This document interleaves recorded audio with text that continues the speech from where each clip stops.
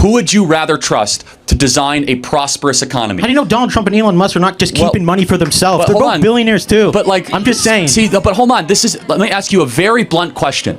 Have you ever met a billionaire? No, I haven't. Hold on. How do you know how they think then? No, you've never met a billionaire. How do you know what they do? Bro, you don't. There's a history of Donald Trump being a businessman, man. He wants to run the country this is an like a important business. thing. It's easy to hate that which you don't know. It's easy to crap on those that you actually not talk to. Because that billionaire, let's take Albertsons, for example, that named your stadium. Albertsons employs tens of thousands of people in the state, and good on them for doing it, to make sure that you guys can get the groceries you need to feed your family. But guess what?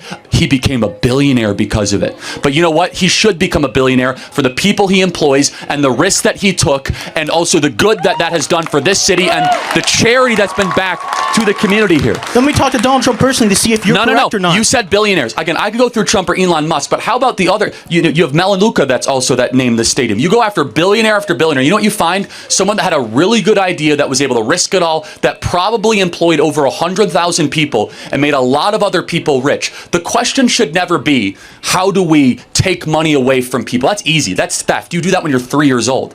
The question that society has to answer instead is, how do you create wealth? That is a much harder question.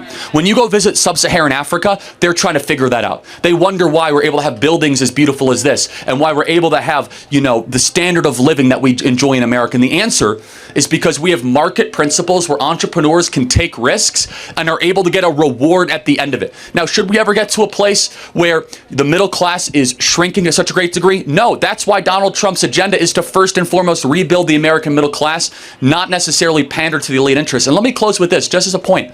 The wealthiest counties in America almost all vote for Democrats and vote for Joe Biden. The Democrat Party is a party of the permanent wealthy class, where the Republican Party... I agree. I think both parties are. But hold on. But let me just... Bernie Sanders is a fraud and a fake, because as he is talking about fighting the oligarchy, everything that he would do would crush innovation, crush entrepreneurship, and not actually help the American middle class. And this is why. He refuses to stand with Donald Trump every time he does something good that would actually help middle class workers.